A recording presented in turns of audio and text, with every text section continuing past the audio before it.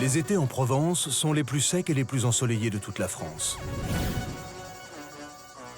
Jour après jour, un ciel inconditionnellement bleu se déploie au-dessus des forêts sèches.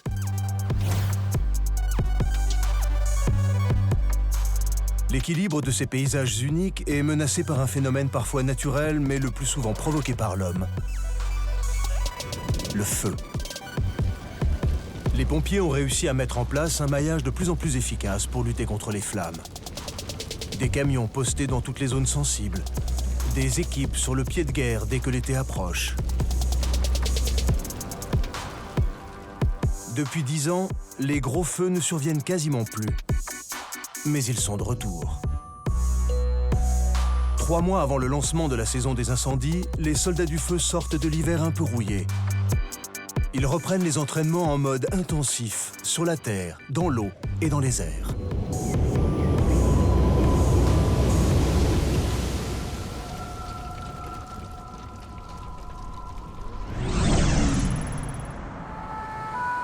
Avec près de 300 hommes et une moyenne de 50 interventions par jour, la caserne d'Aix-en-Provence est la plus grosse du département. Ce matin, le ciel est gris et la cour tapissée de rouge pour le lancement du premier exercice grandeur nature sur le terrain. L'état-major a imaginé un départ de feu dans les collines au nord-est d'Aix. C'est le lieutenant-colonel Alain Fonters qui va décider où placer un à un ses pions et ses engins dans ce jeu de rôle géant. Le cadre des opérations, un massif de pins d'Alep bien sec, bordé d'habitations pas forcément débroussaillées. Le contexte météo, un vent du nord établi à 50 km/h.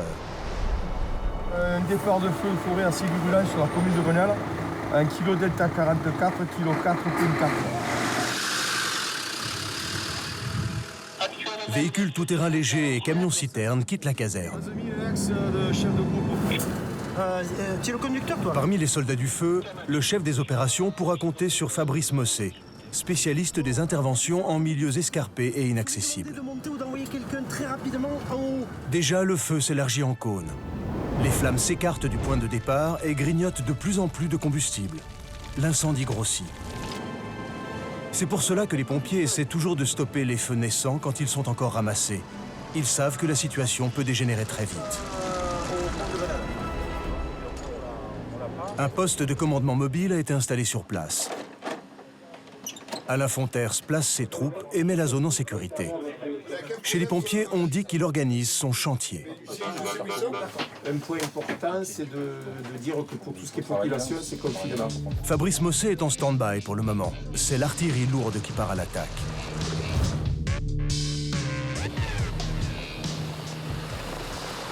Les 13 000, ce sont les plus gros camions-citernes d'une capacité de 13 000 litres d'eau. Encore faut-il pouvoir rejoindre le feu. Le massif n'est pas très pentu, mais rapidement, les plus gros engins rencontrent des difficultés. On ne peut pas s'engager, voilà. Donc, on est pile là, ok?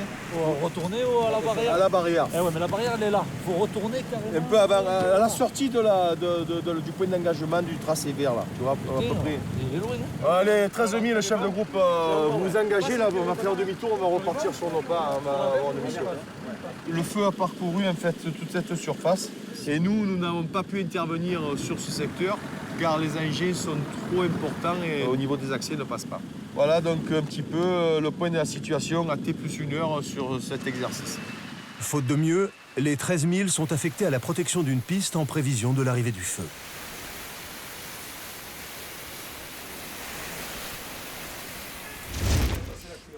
Pendant ce temps, les pompiers sur le flanc gauche du feu ne répondent plus à la radio. Toujours pas de liaison avec le secteur gauche. Nous sommes en anomalie radio sur la 08 au niveau du Papa Charlie. Est-ce que je suis collationné? Aucune nouvelle d'un camion engagé dans la lutte contre les flammes imaginaires. Le scénario se corse. C'est à ce moment-là que la réalité rattrape et dépasse la fiction.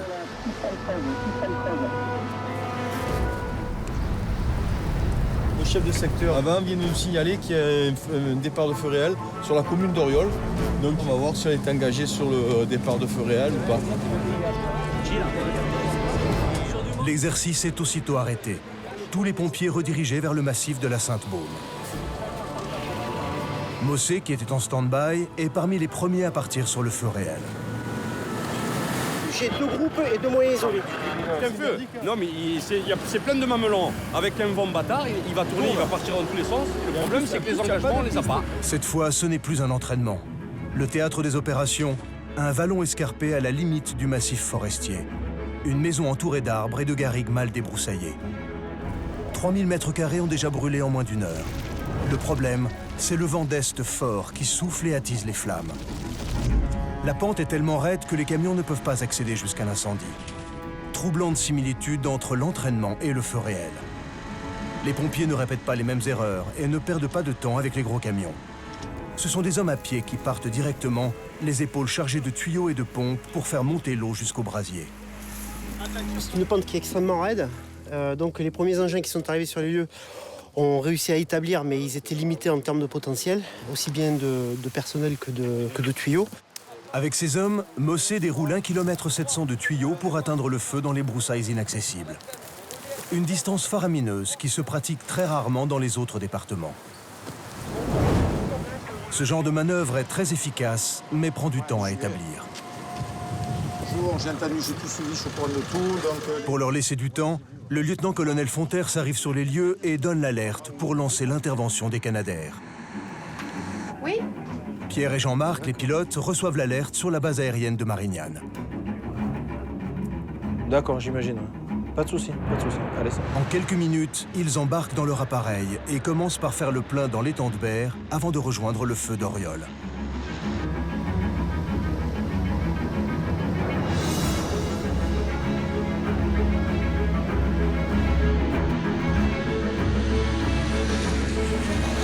À cause du vent et des turbulences, les Canadair ont du mal à viser juste. Mais leur intervention permet de stopper la progression du feu. Les abords de la maison commençaient à être léchés par les flammes.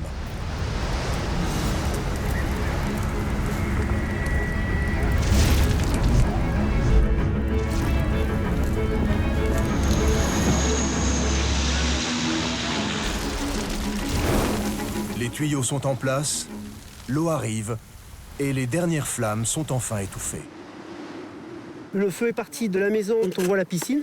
Le propriétaire a fait un brûlage qui est monté dans la forêt et ça a pris la pente. Et les avions ont eu également beaucoup de difficultés à pouvoir larguer parce que ça turbulait beaucoup en haut. Mon dilemme en tant que COS, c'était de dire je garde les avions ou je les renvoie. Parce que ça, ils arrivaient en travers. Puis je veux dire, donc bon, alors j'ai dit, ça me permettait de temporiser le temps qu'on établisse, mais c'était limite, quoi. Ce qui fait le plaisir de l'action quand on abat les flammes est un peu différent ici, puisqu'on établit avec une certaine inertie, un certain délai. Et en revanche, on est là pour sécuriser les lisières, pour pouvoir chercher des feux qui sont assez loin et qui ne sont pas des feux virulents, qui sont des feux plutôt qui progressent très lentement. C'était un feu qui était un peu inhabituel, puisque c'était un feu qui n'était pas un feu estival, c'était un feu de fin d'hiver, début de printemps. 5 hectares de pinèdes sont partis en fumée. Des dégâts assez limités, mais les soldats du feu ont été pris au dépourvu. Heureusement qu'ils ont pu compter sur l'appui des forces aériennes.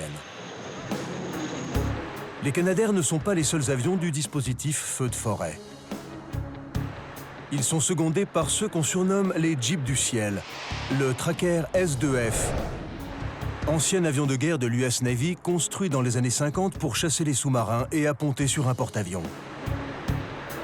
Les ailes pouvaient se replier et donc ici nous voyons les charnières, ce qui permettait donc à l'avion de prendre moins de place sur le porte-avions. Récupéré par la sécurité civile, il a été remotorisé dans les années 80 et doté de 2 turbines de 1500 chevaux chacune. Le carburant est dans la voilure et on a des réservoirs supplémentaires qui nous permettent d'allonger un peu l'autonomie de l'avion.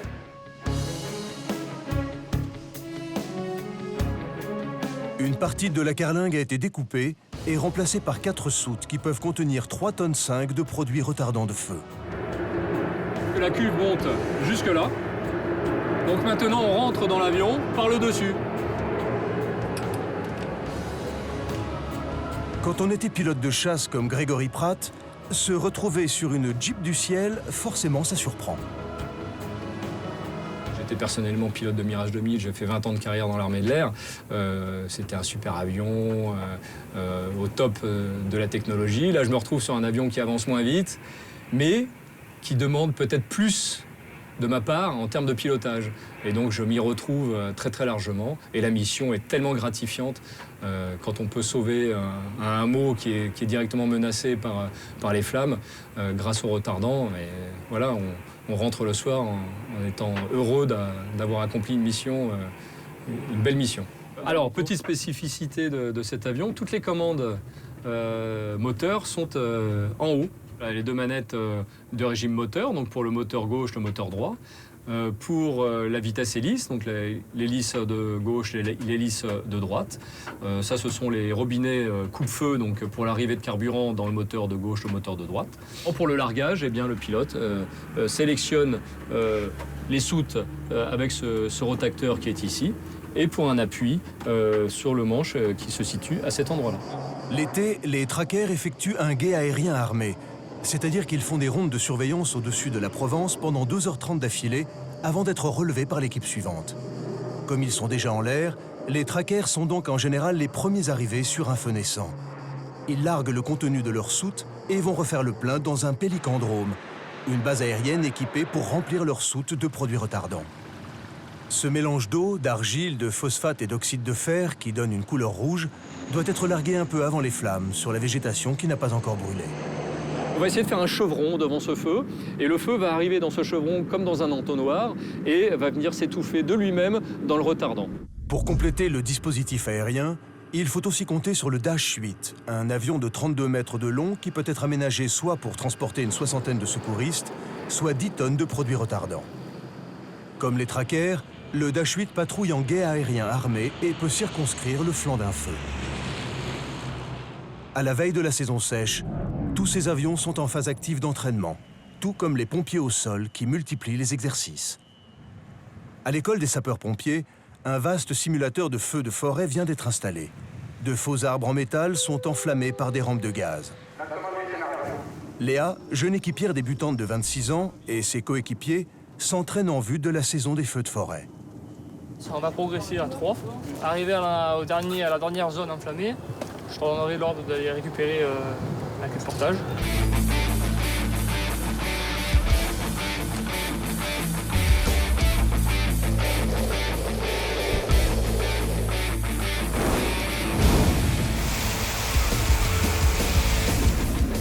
L'exercice du jour, dérouler les lourds tuyaux orange à partir d'un camion jusqu'aux faux arbres en feu et éteindre les flammes de 20 mètres de haut.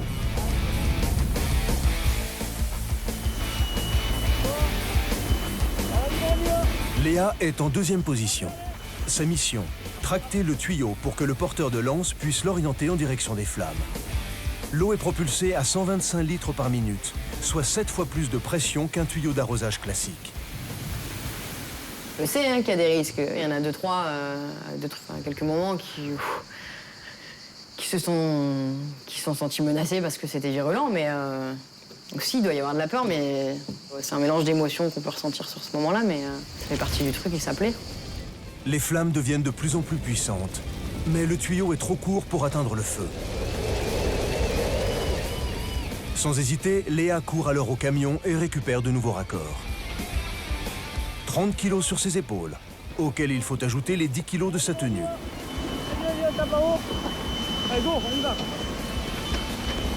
Avec cette rallonge, le tuyau peut enfin parvenir jusqu'aux flammes. Le feu est maîtrisé, puis vaincu. Exercice réussi. Léa termine sur les rotules avant de rentrer prendre sa garde à la caserne.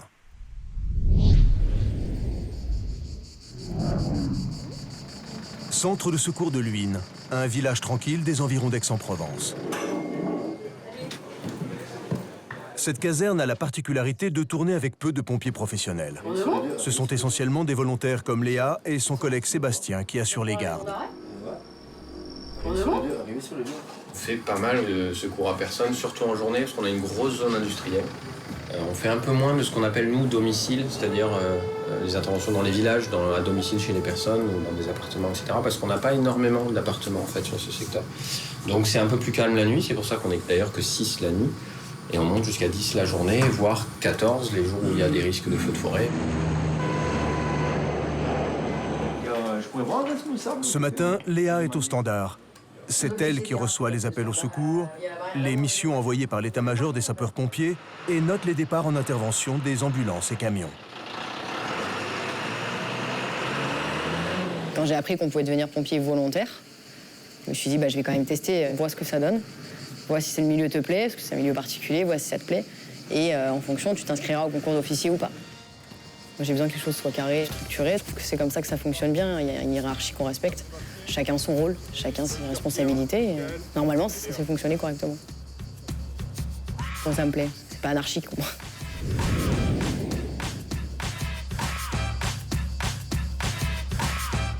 Le quotidien est rythmé par les mêmes séquences invariables. Salut au drapeau, répartition des corvées, gymnastique.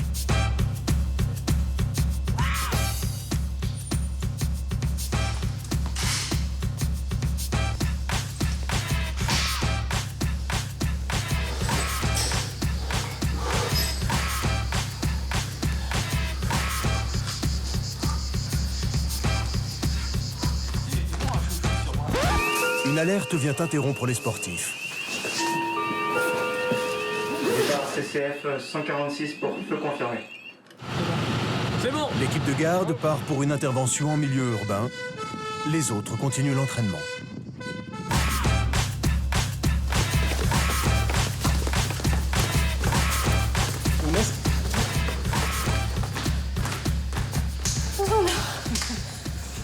On est souvent interrompu. Enfin, si on arrive à faire des exercices comme ça qui durent 20 minutes, on est... Ça va, normalement. Voilà, on arrive en général à faire passer un exercice entre 2 interventions. On m'avait dit que c'était des pompiers, voilà, canadiens, non? Pompiers canadiens, américains qui ont inventé ça parce que justement, ils étaient toujours gênés dans leurs séances de sport. Ce sont les pompiers qui ont inventé ce concept d'entraînement intensif en très peu de temps appelé CrossFit et très en vogue dans les salles de sport. Dans le civil, les pompiers volontaires ont souvent un autre emploi.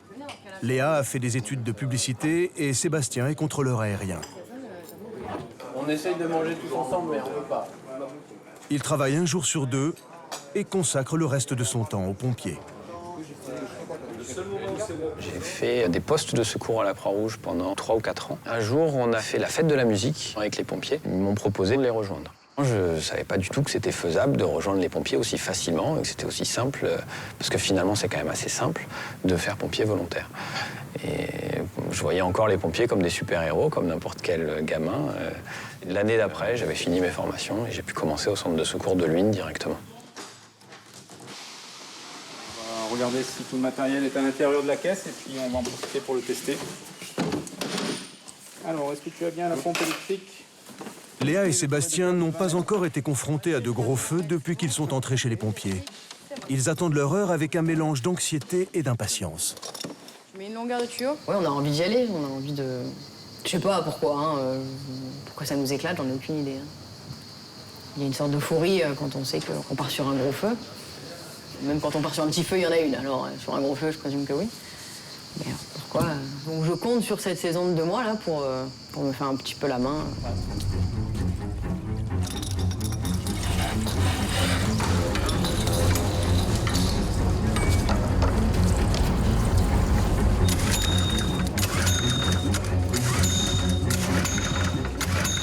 Bon, bien d'accord, essence ouverte, starter sur marche. Effectivement, il va falloir se faire la main. Les novices des sapeurs-pompiers ne sont pas encore tout à fait opérationnels en cas d'incendie de forêt grandeur nature. Et ceux qui ont un peu plus de bouteilles ne peuvent pas vraiment prévoir leur réaction puisqu'ils n'ont pas encore été confrontés à des flammes. J'espère approfondir un petit peu mon expérience feu de forêt. Les pompiers, ils ont à la fois envie de partir en intervention sur des feux, et d'un autre côté, on n'a pas non plus envie de voir des maisons menacées ou des personnes dans des situations à risque sur des feux. La préparation de la saison des feux répond à une règle de physique simple. Plus la température se réchauffe, plus la pression augmente chez les troupes comme pour l'état-major.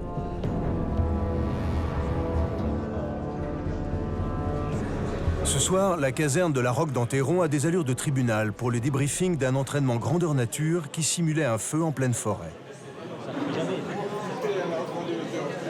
Le président du jury, c'est lui, Jean-Pierre Skilari, chef de la cellule spéciale feu de forêt du département. Mission. Mon père était sapeur-pompier à Aubagne. Je passais mes vacances d'été à la caserne et puis, tout naturellement, à 16 ans, j'ai signé mon premier engagement de pompier volontaire à Aubagne. Comme tu l'as dit, on n'est pas sur un feu. Sur un feu, c'est plus facile, parce qu'on voit le feu. Lorsqu'on est en exercice... Jean-Pierre est inquiet. Les troupes ne sont pas prêtes. Même si le feu n'était que simulé, les sapeurs-pompiers ont rencontré bien des difficultés aujourd'hui dans les collines. 3 groupes, soit 40 pompiers, des camions-citernes et des véhicules légers sont déployés au sol. Et dans les airs, un hélicoptère et un avion Tracker assurent l'extinction d'un feu imaginaire. Minute après minute, le grand chef décortique le déroulé de l'exercice. Comme lors d'un vrai feu, les troupes étaient déployées sur le terrain et la manœuvre gérée depuis ce camion qui faisait office de poste de commandement. Papa Charlie parlait sur la 22. Secteur droit du PC sur la 622 parlait. Malheureusement, ce jour-là, le relais radio mis en place au sommet d'une colline ne semble pas fonctionner. Le chef des opérations de secours passe un temps fou à essayer de joindre ses troupes. Papa Charlie de secteur avant. Vous me recevez? Allô? Oui Guillaume, il faut que tu arrives à contacter Bayeul, soit tu fais le relais sur la 622, enfin plus maintenant, mais ou soit tu le contactes par téléphone pour lui dire qu'il bascule 263. J'arrive à avoir personne. Les communications passent mal dans ces collines escarpées. Mais ce n'est pas le seul problème. Les troupes rouillées après l'hiver ont perdu l'habitude d'employer un vocabulaire d'urgence précis. Le départ de feu se situe à 600 mètres au sud du village de Charleval. D'accord, c'est encore un peu vague. Si tu peux me faire un guidage, ça m'arrangerait bien. L'exercice permet de réviser le protocole pour décrire la zone de largage aux pilotes des avions bombardiers d'eau. Tu peux virer à droite et je te ferai le temps vertical là où je me trouve. D'accord. C'est un temps vertical sur ton côté droit. Je devais lui décrire le feu. Bon, je veux bien lui décrire le feu, le cas d'un exercice. Mais lui aussi, il faut qu'il joue virtuel. Alors, attends, le tracker, pendant pas mal de temps, il a essayé de te contacter sur l'air-sol. La méthode de Jean-Pierre Skilari, c'est de repasser chaque erreur de la journée au crible pour éviter qu'elle ne se reproduise le jour où un feu réel se déclenche. Comme tu dis, quand ils appellent, tu sais, le micro qui se met en route, mais il n'y avait plus le haut-parleur qui fonctionnait. Donc c'est là, effectivement.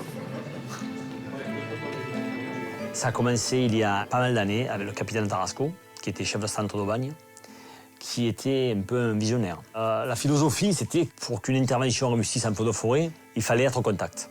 Que le feu soit en bordure de route, ou qu'il soit à plusieurs centaines de mètres, ou même à des kilomètres de la route. Adepte de cette philosophie, Jean-Pierre Skilari impose à ses troupes une préparation physique qui peut être harassante, mais qui a fait ses preuves. Alors, on a travaillé, et là, pendant 7 ans, on a tiré des tuyaux sans qu'on soit appelé à l'intervention. Tous les étés, 2 fois par semaine, on tirait des kilomètres de tuyaux, en pleine chaleur, sans avoir jamais été appelé. Jusqu'au jour où il y a eu un feu hors dimension en Corse, où il ne pouvait pas l'atteindre parce qu'il n'avait pas le matériel qu'il fallait et pas l'entraînement. Et là, on nous a appelés. Et là, on s'est rendu compte qu'on était efficace.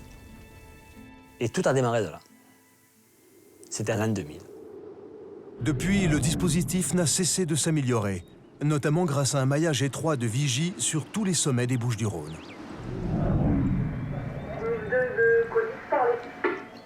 Perchée à 800 mètres d'altitude sur la chaîne de l'Étoile, la vigie du Grand Puège domine toutes les Bouches-du-Rhône.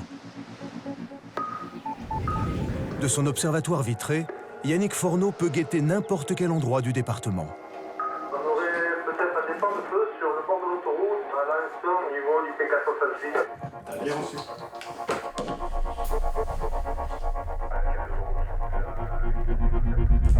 Codis Epinus 2, on n'a pas assez de visibilité pour aujourd'hui. La vue de Yannick est un peu bouchée aujourd'hui. Il demande des précisions à ses yeux auxiliaires. L'une des 30 autres vigies installées sur un sommet. Est-ce que tu vois une fumée en bord d'autoroute à la hauteur de Salon?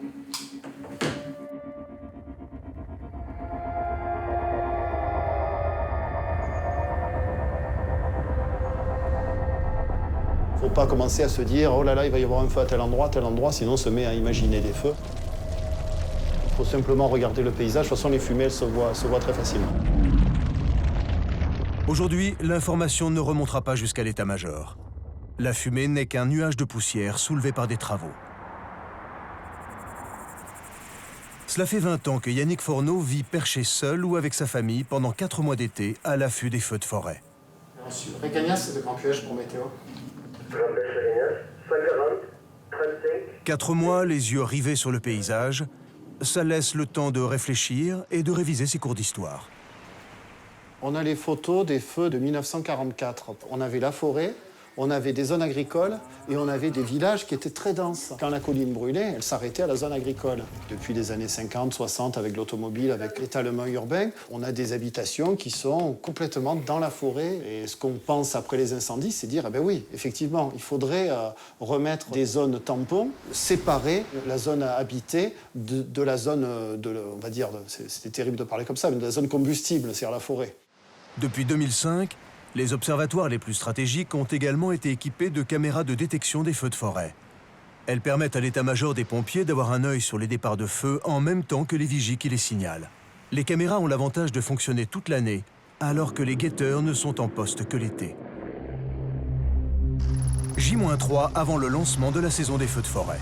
Au sol et dans les airs, les équipes retrouvent leurs réflexes après un hiver assez calme. À bord, c'est Éric Gadot qui pilote. Près de 8000 heures de vol au compteur, dont une bonne partie sur des feux de forêt. Mais c'est la première fois qu'il s'engage pour la saison dans les Bouches-du-Rhône. Avant d'être pilote, j'étais 7 ans sapeur-pompier en Seine-et-Marne. Les feux, pour moi, c'est assez sacré parce que j'ai l'impression de revenir un petit peu dans la famille, quoi. Il participe aujourd'hui à un entraînement pour les largages de précision. À côté d'Éric, c'est l'officier des sapeurs-pompiers en charge de la liaison aéro, Philippe Delquier. Il fait office de bras gauche et de troisième œil pour le pilote. Le rôle de l'officier embarqué, l'officier aéro, c'est d'assurer toute la partie radio, s'assurer de l'autorisation de largage, donc la sécurité du personnel au sol, et puis assister le pilote dans toutes les phases un peu techniques de l'opération, notamment les phases un peu délicates du pompage. Tout ce que le pilote ne peut pas faire du fait que lui, il a les mains liées à sa machine et qu'il ne peut pas faire autre chose. À terre, le formateur Denis Bargès, en éternelle combinaison orange fluo, coordonne l'exercice du jour.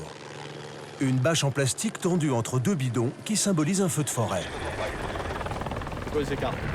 L'hélicoptère doit aller pomper de l'eau et la larguer pile au-dessus de la lisière des flammes. L'objectif pour les largages, pour la partie hélicoptère bombardier d'eau, l'objectif serait qu'on largue de l'eau ou du mouillant toutes les 2 à 3 minutes. Alors là, on est efficace. Si en 1 heure, un hélicoptère est capable de larguer 20 largages, là, vraiment, on éteint des feux. Et on vient de décoller de la base de Salon, on transite vers votre feu.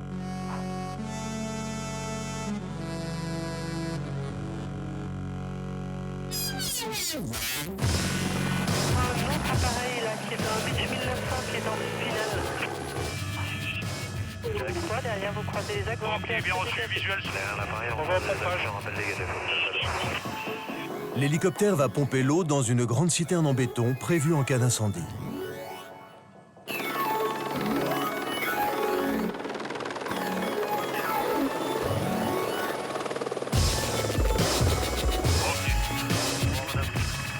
Donc là on est au pompage, voilà, il doit être dans cette position-là.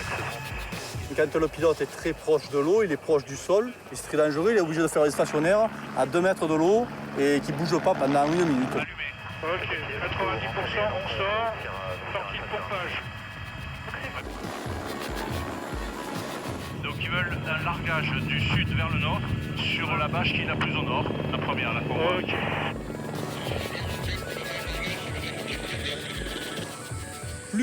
Plus court de 15 mètres. Il est arrivé un peu trop loin, l'objectif c'était la bâche entre les 2 bidons, et il a mis 15 mètres plus loin, quoi. Donc on va le refaire faire. Tu repars au pompage et tu reviens faire le même largage sur le même objectif. Bien reçu pour le même largage sur le même objectif, bien reçu. Éric et Philippe font de leur mieux, mais ils mettent du temps à retrouver leurs réflexes après une saison d'hiver sans entraînement. LED qui est encore allumé là. C'est ça? Là, elle vient de s'éteindre sur le plein. Ok.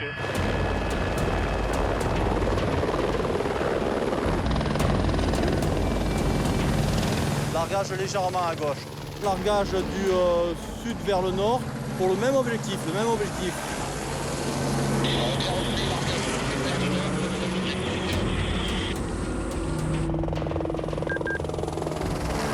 Largage légèrement à gauche,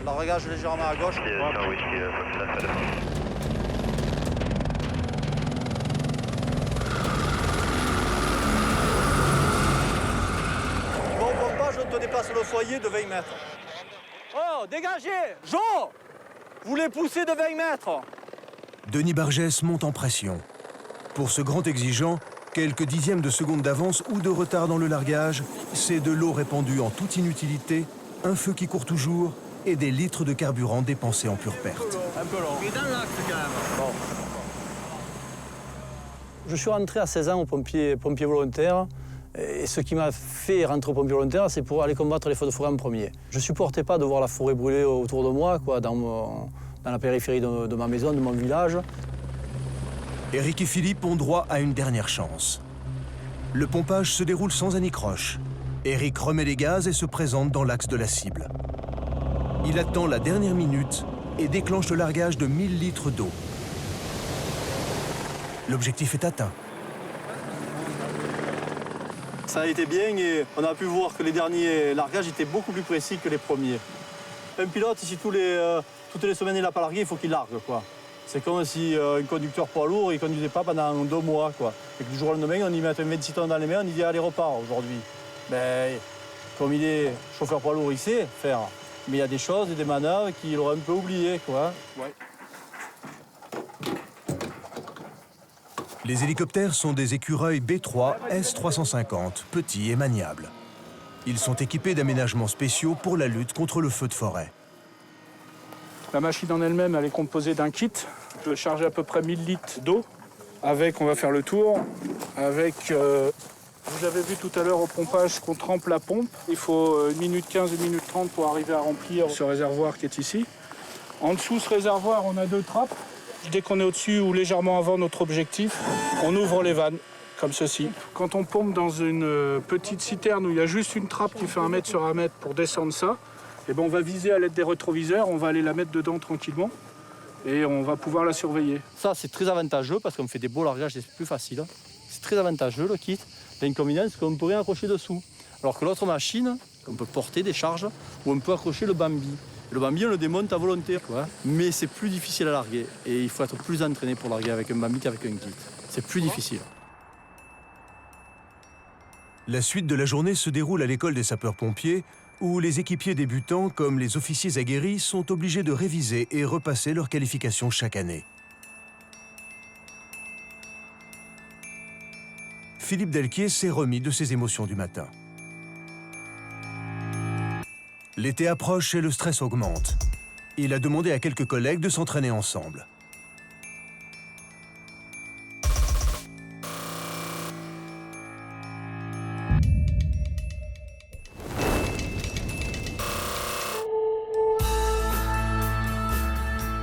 Avant de décoller, petit briefing sur un autre aspect du rôle de Philippe, guider les hélicos et les avions depuis le sol.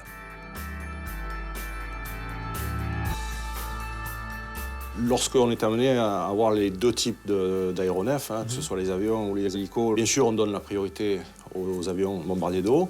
Si la situation est relativement claire, qu'on a bien la situation en main, qu'on arrive à bien se parler avec les hélicos, on peut même travailler en coordonnée, on largue, vous vous mettez d'un côté, on s'en va, vous revenez, et ainsi de suite, ça marche très bien. Si on sent que soit les hélicos, soit les avions, le terrain est compliqué, en sécurité, on arrête, on dit voilà, là c'est le temps des avions, vous vous posez, sachant que dans tous les cas, c'est toi en tant qu'aéro qui est le patron qui nous dira là, nous on va te conseiller, te dire là ça devient un petit peu compliqué, on peut plus faire et tout.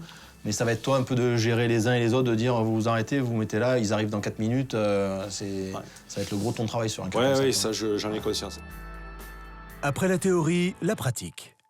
Chacun se met en place pour un entraînement de guidage des avions.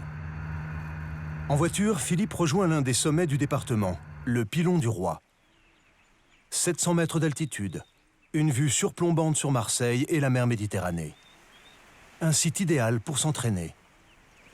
Ce teston rocheux est même devenu tout rouge à force de servir de cible d'entraînement au largage d'eau et de produits retardants.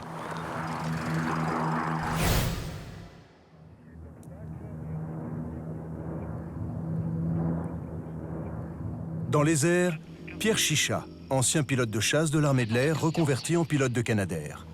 Ok, 54-45 branché. Vérifie. Instant, bonjour, Pélican 45, Delta 9. Pierre a troqué les missiles contre des soutes remplies d'eau. Il ne va plus à la guerre, mais lutte contre les feux de forêt. Duration limitée à 62 soirs. Là, ça turbule pas mal. Derrière le pilon, certainement qu'on va être sous le vent, donc ça va turbuler pas mal, on verra. Aujourd'hui, Pierre forme un nouveau pilote aux subtilités du Canadair. 45, écoute. À force d'observer la Provence depuis le ciel, Pierre Chicha est inquiet pour l'été qui se prépare. Là, en ce moment, on est dans une phase d'entraînement intense. On se prépare juste avant l'été. Il faut savoir qu'on a eu un hiver qui a été relativement doux et sec. Donc on reste très attentif aux conditions météo et aux conditions qui sont propices aux feux de forêt. Alors on est bien, on va arriver, intercepte ton plan. Et malgré le vent, tu essaies de garder ta... Oui, le Pélican 34 de l'aéro. Donc, je te signale les obstacles sur ce lieu d'exercice. Donc, tu as une ligne haute tension orientée nord-ouest-sud-est qui est au nord du chantier. Au nord du chantier. Ici, entre deux, c'est l'endroit le plus mauvais, là. C'est là où ça tombe. Là-bas, ouais. J'aimerais que tu me fasses un largage entre le plateau et la ligne haute tension. Donc au nord du plateau, tu as un petit col et je souhaiterais que tu fasses un largage dans ce secteur.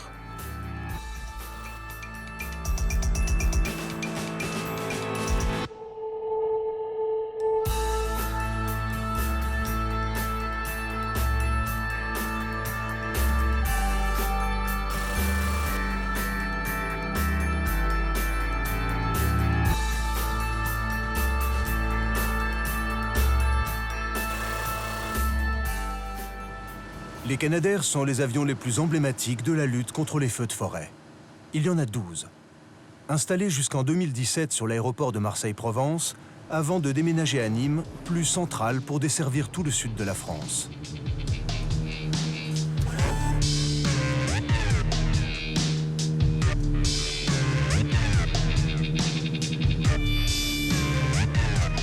Leur principal avantage, pas besoin de faire le plein à terre.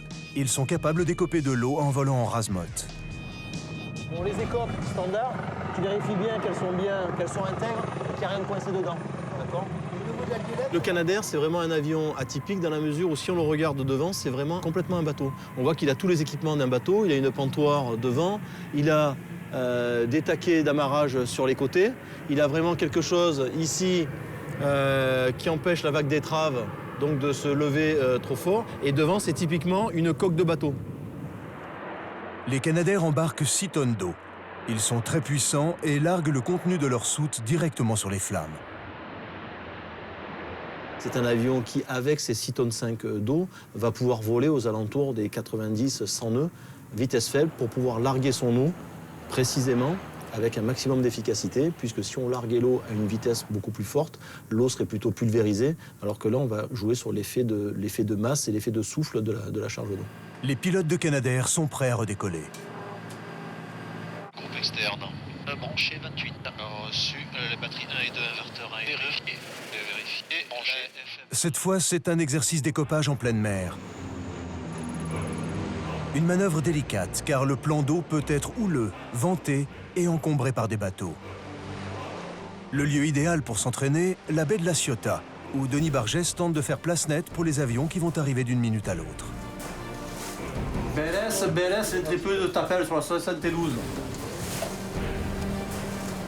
Les Canadair, il faut se présenter d'ici peu. L'objectif, c'est que tu sécurises le plan d'eau. Tu m'as reçu ? Oui, reçu pour la guerre.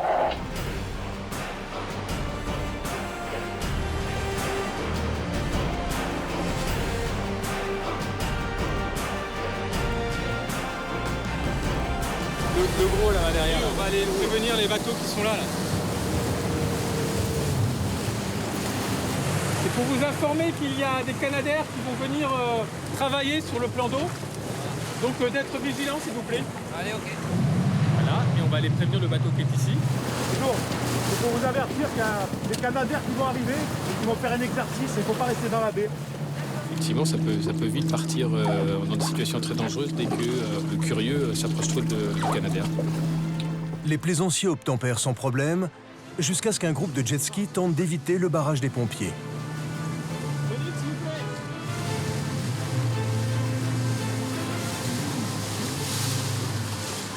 Ils sont interceptés de justesse.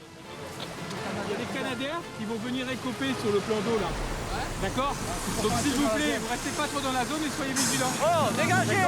Dégagez, ils reviennent là! Merci à vous. Enfin, la silhouette des Canadaires se dessine dans le ciel. Une noria de 7, parfaitement alignée, parfaitement synchronisée. Un véritable balai aérien.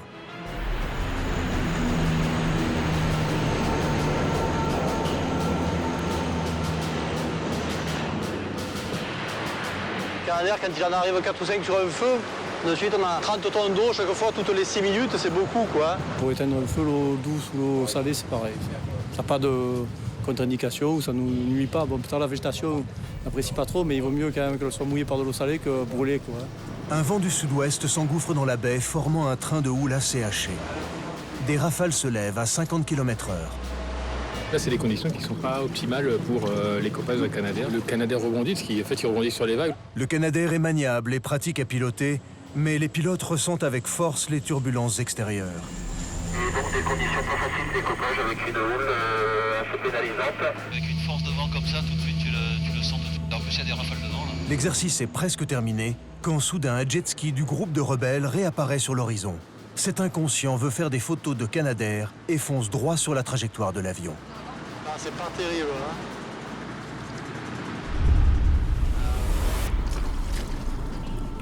C'était limite, pourtant on avait prévenu le jet ski en fait, les 4 jet skis au tout départ, et quand ils sont rentrés au port, ils sont venus au milieu de notre sécurité plan d'eau. C'est risque que le pilote il est gêné, il est obligé de dévier au dernier moment, au lieu de décoper, il remonte, il remet les gaz, on perd du temps et de ce fait, il arrivera moins vite au feu. À partir de ce soir, on ne joue plus. La saison des entraînements s'arrête officiellement pour céder la place à celle des feux de forêt.